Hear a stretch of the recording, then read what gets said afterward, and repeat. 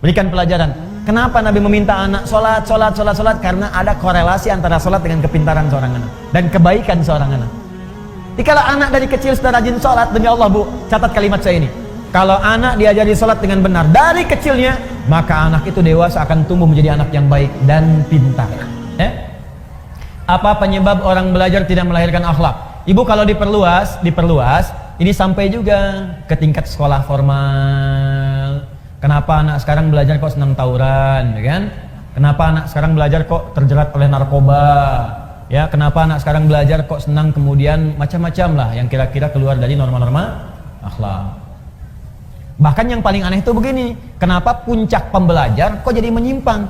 Tinggi-tinggi belajar S1, S2, kan sekolah di Indonesia S semua. SD, SMP, SMA, S1, S2, S3. S-nya kan banyak tuh sampai dingin kan? Kenapa setelah dia dapat pekerjaan jadi menyimpang? Ilmunya tinggi. Apa ibu kira yang ditangkap KPK itu pangkatnya rendah semua? Tinggi. Yang doktor ada, yang profesor ada, itu tinggi-tinggi. Ngapain tinggi-tinggi kalau hanya ujung-ujungnya itu kemudian pesantren? Ya. Pesantren perubahan akhlak gitu kan? Ya kenapa Anda usaha tinggi-tinggi, sekolah tinggi-tinggi kalau ujung-ujungnya hanya untuk berbuat maksiat? Tangan orang taat, orang sholat itu mustahil berbuat maksiat. Telunjuk kita kan dipakai tahiyat Bu. At-tahiyatu lillah, at-tahiyatul mubarakatuh, salawatut thayyibatu lillah. Mau pakai 1, 2 dari 7 versi bebas. Yang penting ketika tahiyat, ini jari telunjuk itu nunjuk. Makanya jari ini kalau dipakai sholat gak akan maksiat. Akan maksiat. Yang gampang-gampang bikin status yang jelek kan pakai jari. Kalau gitu saya pakai ini aja nanti besok. Ke jari. Nulis, angkat telepon, pakai jari itu ngangkat. Makanya jari orang sholat nggak akan berbuat maksiat, mustahil berbuat maksiat. Cek suami ibu pulang ke rumah, kalau membawa sesuatu yang maksiat yang salah, tanyakan, papa sholat nggak? Sholat mah, kan mama lihat. Pak, tangan orang sholat mustahil berbuat maksiat. Tapi tawarannya tinggi mah, mustahil. Gimana kalau ditawarin 9 miliar? Katakan Pak, tangan orang tahiyat tidak akan pernah berbuat maksiat. Gimana kalau 900 miliar? Nanti mama istihara dulu.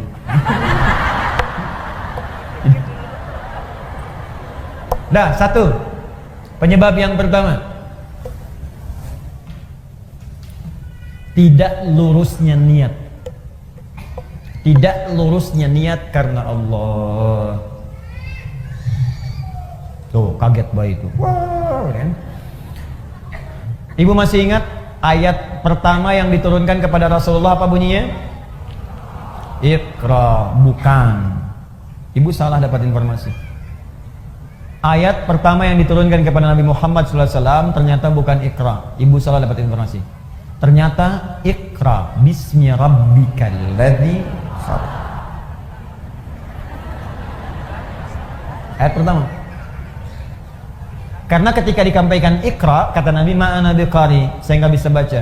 Iqra baca, ma'ana biqari. Yang ketiga, Iqra baca, ma'ana biqari. Dipeluk oleh malaikat Jibril, dibacakan dengan sempurna ayatnya, Iqra bismi rabbikal ladzi khalaq. Muhammad, perhatikan, baca bukan karena engkau tidak pernah punya guru untuk mengajarkan kau membaca, bukan karena engkau tidak pernah sekolah sehingga engkau tidak bisa baca. Bacakan semua karena Allah. Bismi rabbik, bismi rabbikal ladzi khalaq. Yang menciptakan engkau saja begitu mudah. Mencipta itu Muhammad, kata malaikat Jibril, mencipta itu lebih rumit dibandingkan sekedar belajar membaca. Bagi Allah mencipta saja mudah, apalagi membuat engkau mengikuti bacaan. Lakukan semua karena Allah, maka setiap yang sulit maka akan terasa mudah dalam kehidupan. Maka ayat dasar pengetahuan itu dasar pertamanya ketika diturunkan kepada Nabi. Iqra itu pembukanya untuk belajar, tapi dasarnya bismi rabbik, lakukan semua karena Allah Subhanahu wa ta'ala. Makanya orang-orang yang belajar karena Allah itu pasti akan mengikuti hukum Allah. Ibu melakukan sesuatu karena Allah. Kalau ibu melakukan sesuatu karena Allah, pasti ketentuan Allah diikuti. Kata Allah sopan, sopan. Kata Allah toleran, toleran. Kata Allah baik, baik. Mustahil orang belajar karena Allah tapi melanggar ketentuan Allah, itu mustahil. Itu mustahil.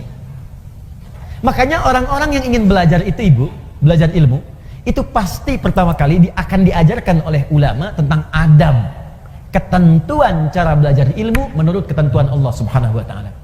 Di sebelum masuk ke ilmunya, itu ada adabnya dulu, Bu. Ada adabnya. Bagaimana Allah meminta kepada penuntut ilmu untuk menuntut ilmu, itu ada. Ibu kenal Imam An-Nawawi? Iya, bagus. Kenal di mana, Bu? Masya Allah. Hanya edisi kali ini ada yang kenal Imam An-Nawawi. Tapi lumayan ada penurunan ya. Dulu kan Utsman kenal ya. Terus saya di Sukabumi ada yang kenal Firaun. Luar biasa. Hebat lah Sukabumi, hubud dunia. Sukabumi hubud dunia. Jadi kalau diterjemahkan ke dalam bahasa Arab, hubud dunia. Suka itu hubun, bumi itu dunia. Sukabumi, hubud dunia. Lihat sini, fokus baik-baik. Ibu Imam An-Nawawi itu yang menulis kitab Al-Arba'in, 42 hadis. Menulis kitab Riyadhus Shalihin, 1896 hadis. Syarah Muslim, 9 jilid. Imam An-Nawawi. Tapi tahukah Ibu, sebelum beliau menulis semua itu, beliau menulis sebuah kitab namanya At-Tibyan fi Adab Hamalatil Quran. Disingkat dengan nama At-Tibyan. Itulah dia nama kitabnya. Itu terjemahan anak kecilnya. At-Tibyan. Lihat. At-Tibyan. Boleh Ibu searching di Google misalnya, ya. Ya di Google Ibu carilah kitab-kitab, kan? Cari ya. Sudah? Ibu cari At-Tibyan, boleh pakai Latin, tulis boleh At-Tibyan An-Nawawi, nanti keluar. Sekarang gratis, Bu. Ayo sebagian pulsanya pakai untuk akhiratnya. Download buku-buku baik-baik. Nah, di kitab ini itu berisi bagaimana kita belajar adab sesuai ketentuan Allah sebelum belajar ilmu. Makanya ada perkataan ulama begini, adab qoblal ilmi, adab dulu sebelum ilmunya. Karena khawatir kalau nggak belajar adab nanti mengambil ilmu mempraktekannya tanpa adab. Itu yang dikhawatirkan. Belajar adab dulu, adab.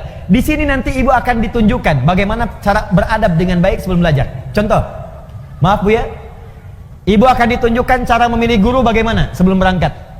Supaya Ibu ketika belajar dari guru itu mendapatkan selain ilmunya juga adabnya. Sopannya, baiknya, lemah lembutnya, perhatiannya. Bagaimana Ibu mencari guru yang ketika dia mengajar Anda di siang hari, malamnya dia berdoa untuk Anda. Ada. Ya. Lihat. Wala yuta'allamu illa mimman kamulat ahliyatuhu. Kata Imam An-Nawawi, tidaklah seorang penuntut ilmu itu akan belajar kecuali sebelum belajar dia akan melihat dulu siapa guru yang akan dia belajar kepadanya. Satu, kamulat ahliyatuhu, dia akan petakan guru yang sesuai dengan spesialisasinya. Tidak semua ustadz menguasai semua hal. Ibu ingin belajar tafsir, cari ustadz ahli tafsir siapa. Ibu ingin belajar fikih, cari ustadz ahli fikih siapa. Sekarang ini semua masyarakat memahami semua ustadz itu paham semuanya. Sehingga ketika ingin belajar tafsir datang ke ustadznya ahlinya ahli hadis, gak nyambung. Ini sekarang orang ingin belajar fikih datang ke ustadz ahli tauhid, gak nyambung. Pendekatannya beda. Nanti malam di Mujahidin saya terangkan 4 turunan ilmu. Saya terangkan bagaimana cara memahami ini semua. Nanti ada kuncinya. Cari Ibu, praktekkan itu. Makanya saya usulkan, kemarin ada pertemuan ustadz di Jakarta, saya usulkan bikin database ustadz. Database. Sehingga masyarakat itu gampang. Ketika ingin belajar tinggal buka database-nya, klik tafsir, maka keluarlah ustadz-ustadz ahli tafsir. Lalu dibuat kemudian aplikasi pengajiannya. Keluar, majlisnya di Bandung ini, di Bekasi ini, Jakarta ini, pakarnya ini. Oh, kalau ada hebat tuh. Ngaji di mana? Klik keluar. Gampang. Itu bagian pertama. Jadi jangan sampai Ibu salah ngaji. 2. Yang paling menarik, wa hasunat akhlaquhu, kurang lebih kalimatnya demikian. Dan baik akhlaknya. Pintar tapi akhlaknya buruk, maka akan mencetak murid yang pandai tapi tak berakhlak. Gurunya pintar memang, Al-Quran hafal, hadis hafal dengan nomornya, tapi juga sering mengajarkan tata adab yang tidak bagus. Mencela juga rajin. Mengajar sambil mencela. Mengajar misalnya sambil menghina. Mengajar sambil menjelek-jelekan. Makanya jangan heran kalau Anda jadi alumni dari situ, keluar pintarnya ada, dalilnya tahu, tapi juga mencelanya hobi. Pandai di bidang ilmu dan profesional di bidang maksiat. Apa profesinya? Mencela. Jadi kalau nggak sama dicela. Kalau nggak serupa dijauhi. Itu jadi persoalan. Bukankah dakwah Nabi merangkul bukan memukul?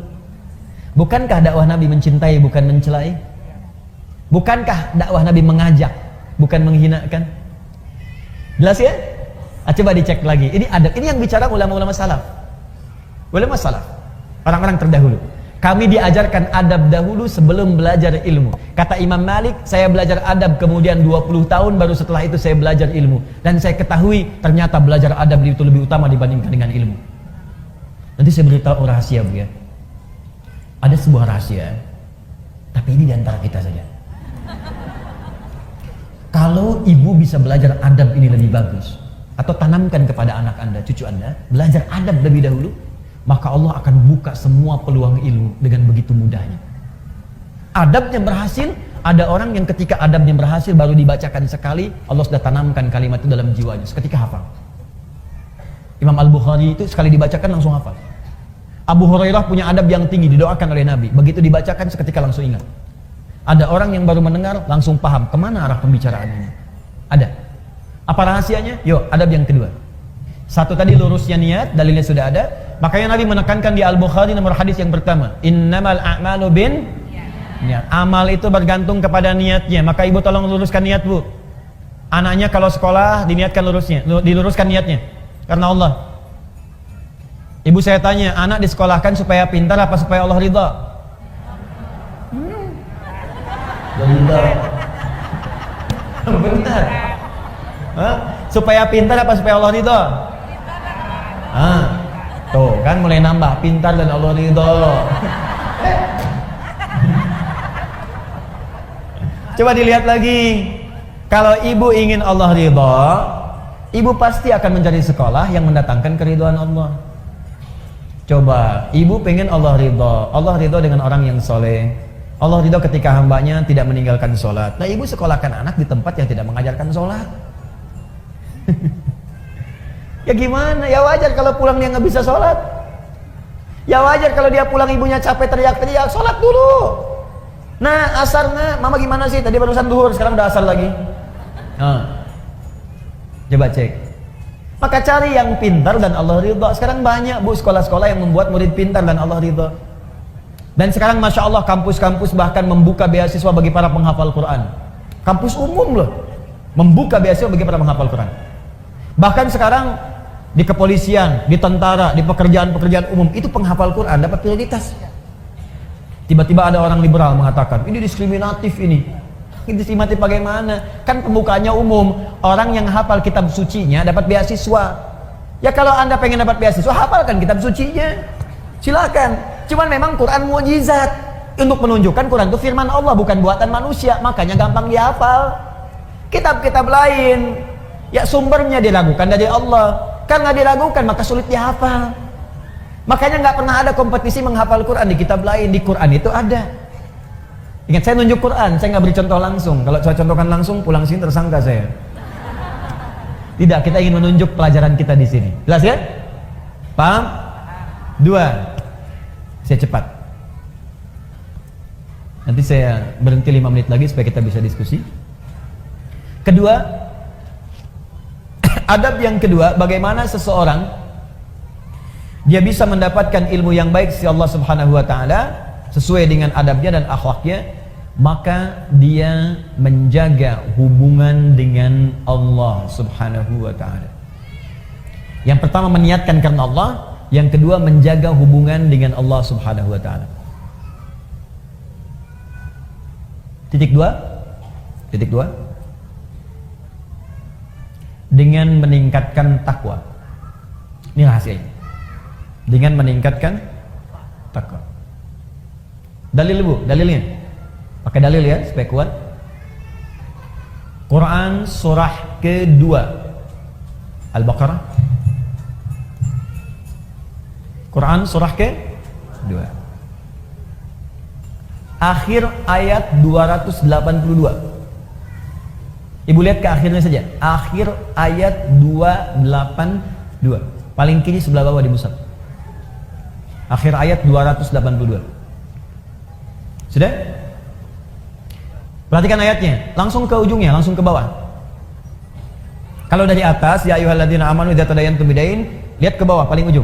Wattaqullah wa yu'allimukumullah. Ada? Wattaqullah, tingkatkanlah takwamu kepada Allah. Wa yu'allimukumullah, maka dengan peningkatan takwa itu Allah akan mengajarkan kepadamu kemudahan dan tambahan pengetahuan. Jadi ternyata peningkatan takwa itu selaras dengan peningkatan pengetahuan. Orang yang meningkatkan takwanya semakin tinggi, semakin mudah dia mendapatkan tambahan pengetahuan dari Allah. Nah ibu sekalian, karena itu, ini rahasia yang ingin saya sampaikan. Ulama-ulama dahulu dan orang-orang pintar terdahulu, itu sebelum belajar ilmu, mereka kemudian meningkatkan takwa terlebih dahulu kepada Allah. Takwa dulu bu. Nanti saya contohkan orang-orangnya. Nah sekarang kalau ibu tanya, Ustadz, bagaimana cara meningkatkan takwa kepada Allah?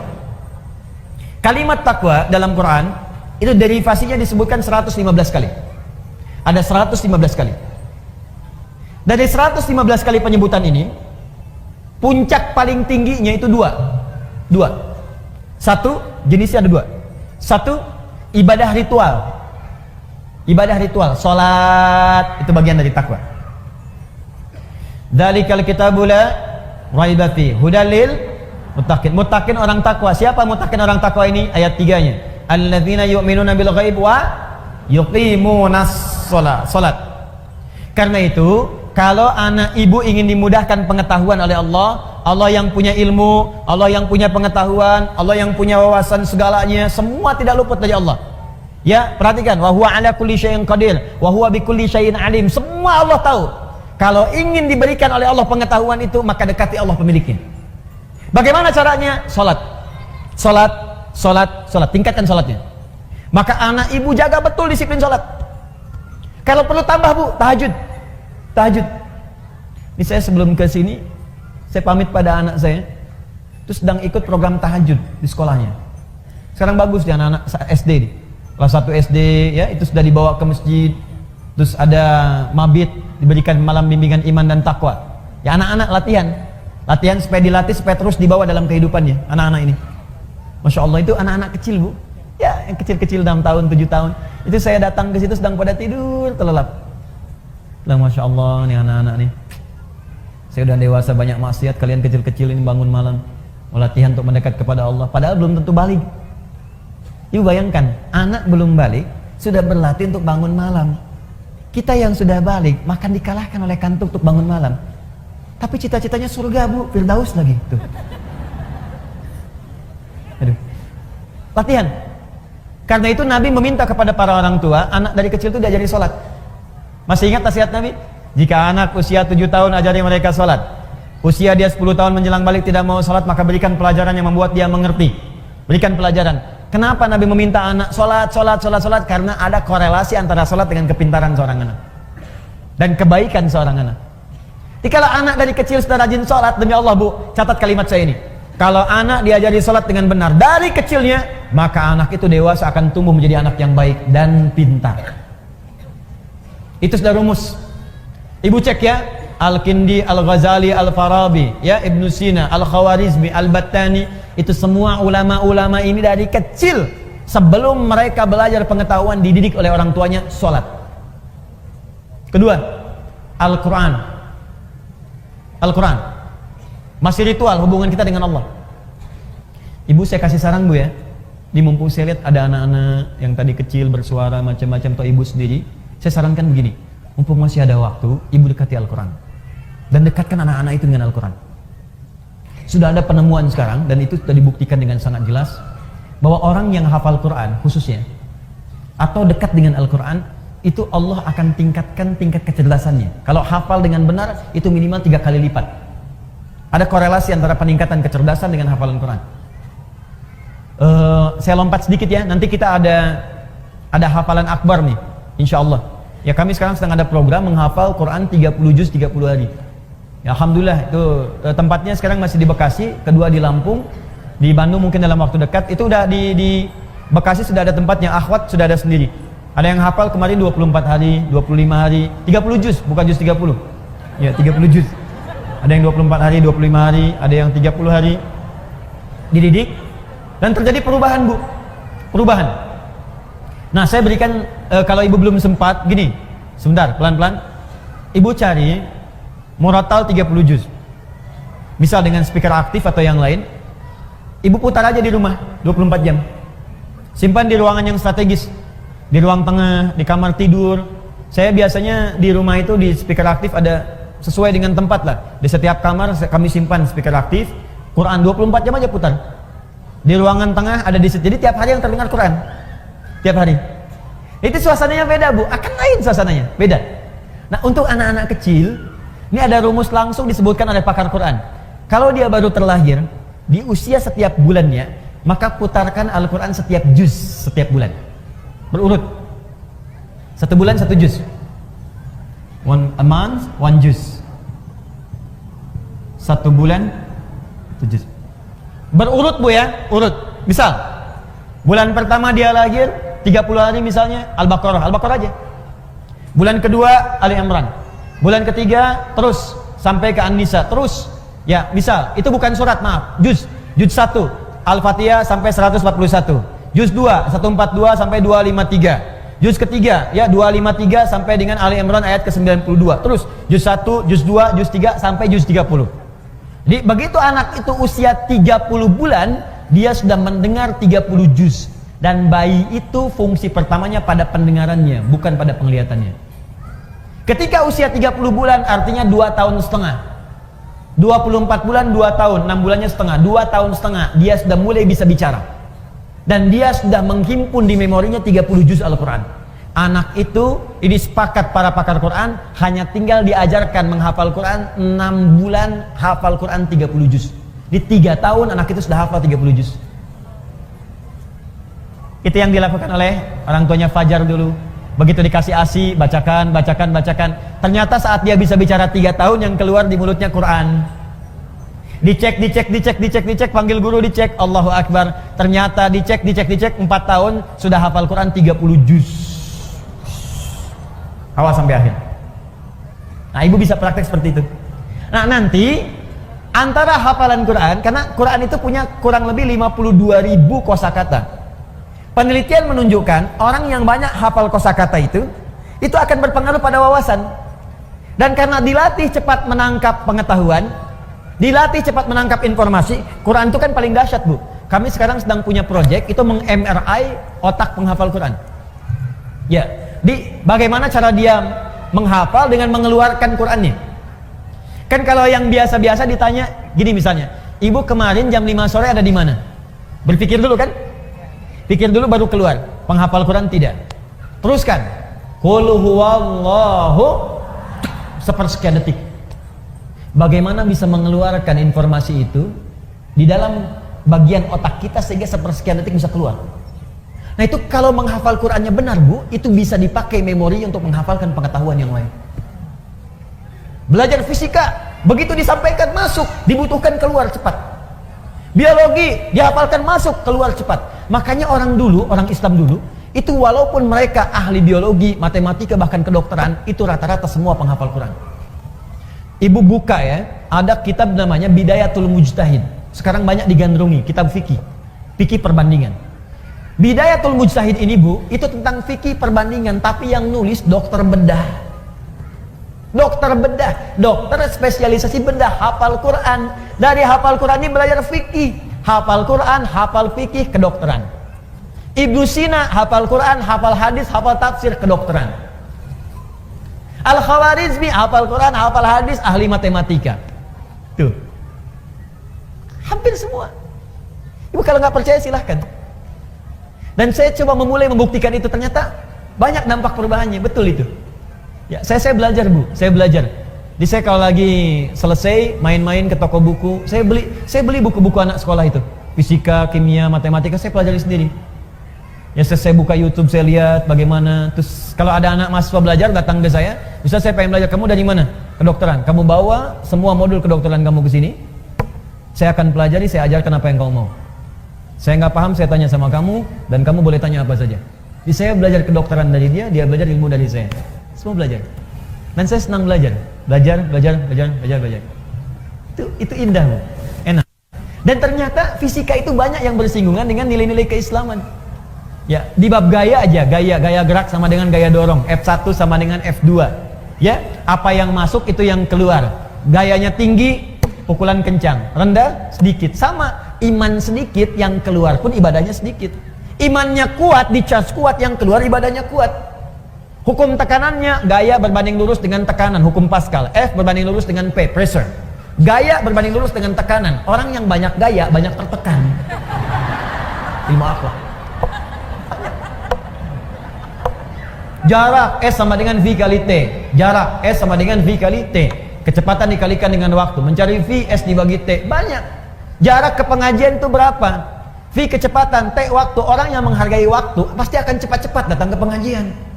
Takut terlambat. Mulai jam berapa sih di TSM? Jam 8, maka dia ukur jaraknya. Dia percepat kemudian kecepatannya sampai jam 7 itikaf, ada yang dari subuh. Macam-macam. Korelasinya tinggi. Nah, sekarang anak fisika itu belajar untuk ujian saja. Anak sekolah belajar hanya untuk ujian, makanya ilmunya nggak dipakai dalam kehidupan. Itu almarhum yang Habib itu kan rajin baca Qurannya, sholatnya rajin. Ya, Masya Allah, itu dan kepake ilmunya gitu. Dan sekarang pun masih dikenal. Jelas ya? Terakhir, tutup yang ketiga. Satu masih ingat tadi? Jaga keikhlasan. Yang kedua, dekati Allah dengan takwa, ya kan? Yang ketiga, maaf, dalil tentang takwa, satu lagi, dalil tentang takwa, dalil yang paling kuat nanti Quran surah kelima ayat 35. Quran surah 5 Al-Maidah ayat 35, paling kanan sebelah bawah. Quran surah 5 ayat 35. Paling kanan sebelah bawah di mushaf, ya ayyuhalladzina amanu taqullaha wabtaghu ilaihil wasilah. Hai orang-orang beriman, tingkatkan takwamu kepada Allah dan cari wasilah untuk mewujudkan keinginanmu dengan takwa itu. Maksudnya begini, tadi jenis takwa sholat, maka ibu dalam sujud minta kepada Allah keinginannya apa? Ya Allah, jadikan anak saya ya Allah pintar dan berkah. Minta dalam sujud. Terus baca Quran bagian dari takwa. Ibu setelah selesai baca Quran, jangan cukupkan dengan kalimat tahmid, alhamdulillah atau tasdik, shadaqallah. Jangan cukupkan sampai situ. Selesai baca Quran, ibu berdoa. Ya Allah, anugerahkan kami syafaat dengan Quran ini. Ya Allah, perbaiki akhlak saya ya Allah dengan keberkahan Quran ini. Ya Allah, cerdaskan akhlak anak saya ya Allah dengan cahaya Al-Quran ini. Minta. Itu cepat dikabulkan. Saya lihat sekarang banyak orang baca Quran itu cuma selesai aja. Baca shadaqallahul azim, tasdik, selesai, sudah. Enggak, berdoa dulu. Berdoa. Nah, amalan terakhir yang ketiga, rajin bersedekah. Rajin bersedekah. Imam Abu Hanifah itu termasuk orang yang rajin sedekah. Nggak usah jauh-jauh, Bu. Rasulullah sallallahu alaihi wasallam, Masya Allah, itu kalau sedang mengajar juga demikian, rajin sedekah. Nabi itu bisa ribuan kali umrah, tapi dalam hidupnya hanya sekitar 3 sampai 4 kali saja. Ya, bisa berkali-kali haji, tapi tidak semua setiap musim haji datang. Apa yang beliau lakukan? Ternyata diantaranya mengajar para duta-duta mahasiswa yang datang dari luar. Abu Hurairah, Salman Al-Farisi, sahabat yang lain. Tinggal siapa yang ngasuh, yang biayai? Nabi. Di mana? Di sisi Masjid Nabawi. Ada Sufah namanya. Kalau ibu dekat Raudhah, sekarang wilayah Raudhah dengan yang masjid awal itu karpetnya hijau. Jadi kalau ibu nanti umrah di bulan-bulan ini atau ke depan, nanti kalau ibu ingin ke Raudhah, itu sekarang Raudhah karpetnya hijau dan sekitarannya sama karpetnya hijau. Itu yang karpet hijau itu wilayah asli masjid pada waktu dulu. Aslinya segitu. Masjid Nabawi sekarang itu Madinah tempo dulu. Madinah itu cuma segitu luasnya. Ya, di luar itu bukan Madinah. Nah, asli masjidnya itu yang karpet hijau. Nah, di sebelah arah dekat ke arah makam Nabi, kalau makam Nabi dekat ke arah Baqi, sisi dekat situ ada yang disebut Sufah namanya. Sufah, Ahlus Sufah. Di Sufah itu ada para sahabat yang khusus untuk belajar ilmu saja kepada Nabi. Abu Hurairah radhiyallahu taala anhu, ya, ada Salman Al-Farisi, termasuk Ali bin Abi Thalib, Ibnu Abbas, Ibnu Umar, belajar aja. Itu yang biayai Nabi. Yang nggak ada bekal, Nabi kasih makanan, ya, kasih kemudahan dan sebagainya. Nabi itu. Dan Masya Allah, ilmunya berkah. Makanya saya diajari oleh guru kami, itu setidaknya kalau belum bisa memberikan sesuatu kepada murid, saya datang pada guru saya bertanya, saya berikan saya nasihat. Adinda, ya bunayya anakku, siang engkau belajar, malam engkau dekati pada yang memiliki pengetahuan. Maka mintalah kepada Allah agar ilmu yang engkau ajarkan itu meresap ke dalam jiwa-jiwa setiap murid yang belajar. Yang kedua, engkau doakan mereka dalam setiap malam engkau mengajar. Dan itu saya praktekkan. Pagi, siang saya mengajar, malam bangun, kita bayangkan lagi ngajar di mana, kita minta sama Allah, ya Allah, sayangi setiap orang-orang yang belajar, ya Allah berkahi ilmunya, ya Allah lapangkan kehidupan mereka, ya Allah mudahkan mereka, ya Allah pertemukan kami di surga, ya Allah himpun dengan keluarga, ya Allah jauhkan mereka dari maksiat. Minta gitu. Itu dampaknya besar, tinggi dampaknya. Ada guru-guru yang lebih hebat lagi, Imam Abu Hanifah itu sampai sedekah ke muridnya dan sebagainya, dan itu berkah kemudian. Nah sekarang dibalik Bu, ibu juga sama. Ada murid-murid yang ketika dia kemudian belajar, itu banyak di antara mereka yang mempraktekkan sedekah.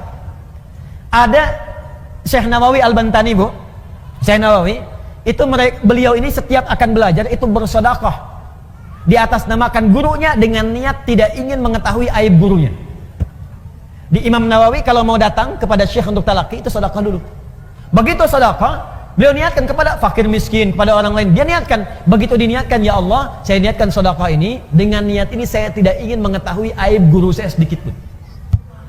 Makanya berkah sampai sekarang. Termasuk di antara imam besar Syekh Nawawi Al-Bantani, di antara guru yang tidak pernah mengetahui aib guru-gurunya. Makanya yang didapatkan ilmu aja, ilmu. Masya Allah. Ya ibu silahkan. Ya misalnya kan ibu ada kewajiban zakat, keluarkan, kalau itu wajib. Ada infak itu ibu niatkan atas keinginan yang ibu dapatkan. Kalau pahala jelas, ibu ikhlas pahala dapat. Tapi sertakan di situ keinginannya mau apa. Ya bisa, ibu sedekah nih. Saya pengen bantu untuk yang di Pekanbaru, pengen bantu untuk yang di Riau. Ya Allah, jadikan dengan sedekah ini yang di Riau, ya Allah mendapatkan kemudahan. Dan dengan kemudahan itu jadikan keluargaku mendapatkan rahmat darimu. Jadikan kemudahan itu sebagai kemudahan ilmu bagi anak cucuku. Boleh. Itu dalilnya banyak.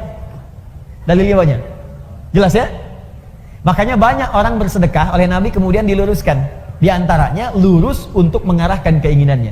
Ya Rasulullah, bolehkah aku bersedekah untuk ibuku yang telah wafat? Boleh. Dia bersedekah diniatkan untuk ibunya yang wafat. Pahalanya mengalir. Ada. Jelas ya?